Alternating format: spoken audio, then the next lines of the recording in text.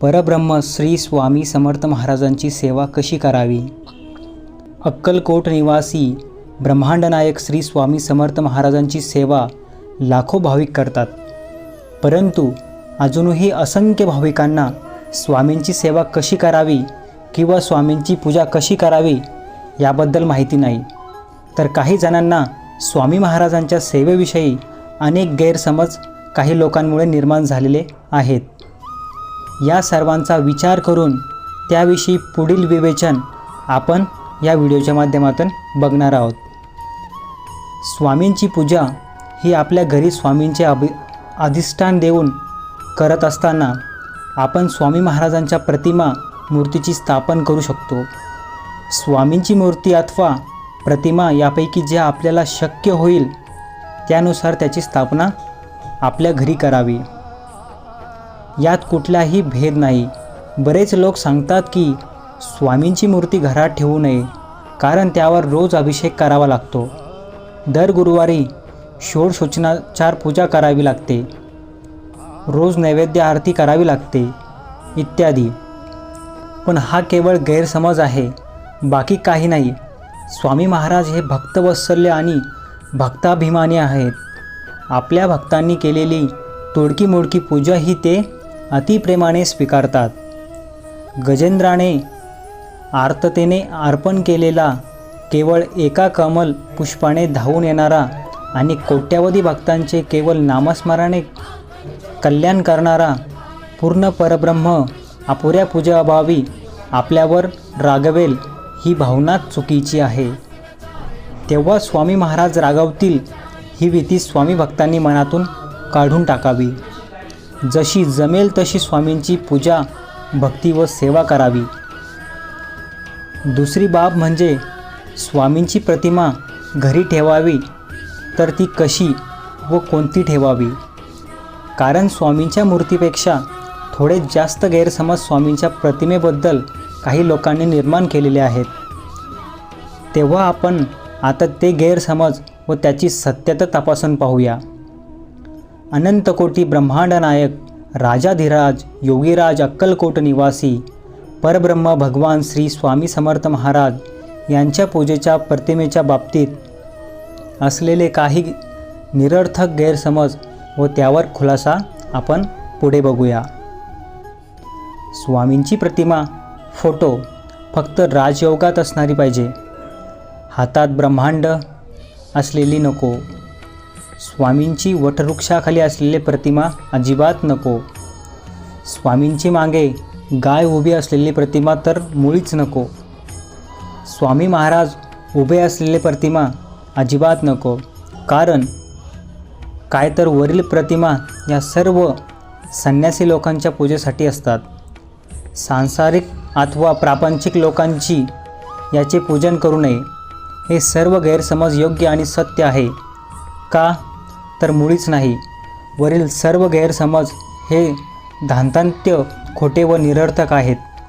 कारण ज्या स्वामींना आपण ब्रह्मांड नायक म्हणतो त्यांचा ब्रह्मांड नायक स्वरूपातील हातात ब्रह्मांड घेतलेला फोटो ठेवायला नाही म्हणणे म्हणजे त्यांचा परब्रह्म स्वरूप व ब्रह्मांड नायक तत्त्वाचा अमान्य करण्यासारखा आहे.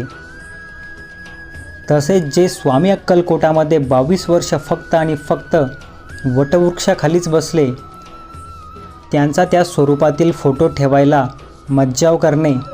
आपल्या धर्मात जिला गोमाता मानले जाते तिच्या पूजा सर्वत्र मांगल्य निर्माण करते असे म्हणतात.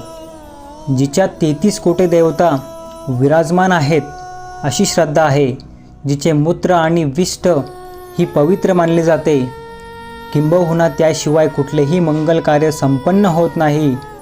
आणि सर्वात महत्त्वाचे म्हणजे स्वामींनी अक्कलकोटमधील आपल्या वास्तव्य काळात ज्या भागीरथी गाईला क्षणभरही अंतरू दिले नाही, तिच्या मृत्यूनंतर तिची एखाद्या तपस्वी योग्याप्रमाणे उत्सव करून समाधी बांधली, तिच्याच सोबत स्वामींचा फोटो ठेवायला मनाई करणे जे परब्रह्म आहेत. भक्तवत्सल भक्ताभिमानी आणि भक्तांच्या पाठी सदैव उभे आहेत त्यांचाच उभा असलेला फोटो पूजन करू नये असे म्हणणे किंवा वरील सर्व प्रकारच्या प्रतिमांचे पूजन करू नये असे म्हणणे हा स्वामींच्या परब्रह्म तत्वाचा घोर अपमान आहे आणि अक्षम्य अपराध आहे. हा अपराध कोट्यावधी ब्रह्महत्येपेक्षाही मोठा आहे. स्वामींच्या लीला काळात श्री बाळाप्पा महाराजांपासून ते श्री आनंदनाथ महाराजांपर्यंत सर्व स्वामी भक्त वटवृक्षाखालीतील हातात ब्रह्मांड घेतलेला फोटो पूजत असत. त्यापैकी संन्यासी कमी आणि सांसारिक जास्त आहेत, पण त्याच कधीच काही अहित झाले नाही. तर मग त्यांचे कल्याण करून त्यांना स्वस्वरूपात सामावून घेणारे स्वामी अशा प्रतिमा पूजनाने आमचे काही अहित करतील असा विचार मनात आणणे ही सुद्धा स्वामींची घोर प्रतारणा ठरेल.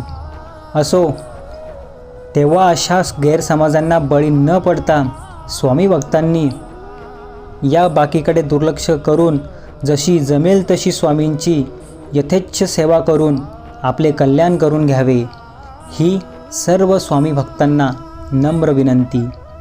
स्वामी भक्तांनो, आपल्या देवघरात आपल्या इच्छेनुसार स्वामींची मूर्ती अथवा कोणतीही स्वामींची प्रतिमा ठेवा. स्वामींची मूर्ती असेल तर रोज मूर्तीला स्नान घालून, प्रतिमा असेल तर स्वामींची शिंपडून स्वच्छ वस्त्राने पुसून घेऊन अष्टगंध लावा.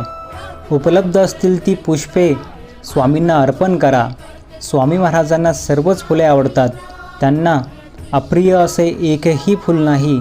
तेव्हा उपलब्ध असणारे कोणतेही पुष्प किंवा तुळशी मंजुळा, तुळशीपत्रे स्वामींना वाहावीत. नंतर अक्षदा वाहाव्यात. त्यानंतर मग दीप अगरबत्ती ओवाळून आपण जी भाजी भाकरी खातो त्याचाच सकाळ संध्याकाळ नैवेद्य स्वामींना दाखवावा.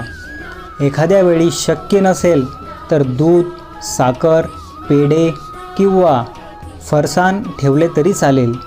केलेली प्रत्येक गोष्ट अगोदर स्वामींना अर्पित करा. नैवेद्याच्या बाबतीत सुद्धा स्वामी महाराजांना प्रिय अप्रिय असे काहीच नाही. अखिल सृष्टी ही त्यांचीच निर्मिती असल्यामुळे सर्वच पदार्थ स्वामींना प्रिय आहेत. तेव्हा अभक्ष्य मांसाहार सोडून इतर सर्व पदार्थांचा नैवेद्य स्वामी महाराजांना चालतो. ही बाब सदैव ध्यानात ठेवा. सकाळी उठल्याबरोबर स्वामींचे स्मरण करा. घराबाहेर पडताना व बाहेरून घरात आल्यावर प्रथम स्वामींचे दर्शन अथवा स्मरण करा.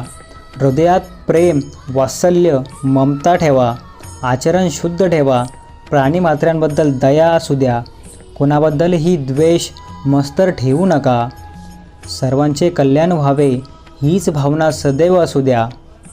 काही कारणास्तव एखाद्या दिवशी स्वामींची पूजा झाली नाही तरी त्यांचे दुःख न करता त्याऐवजी स्वामींची अंतःकरणातून क्षमा मागावी व स्वामींचे सतत नामस्मरण करावे.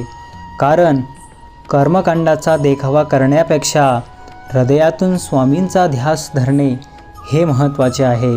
ओम श्री स्वामी समर्थ.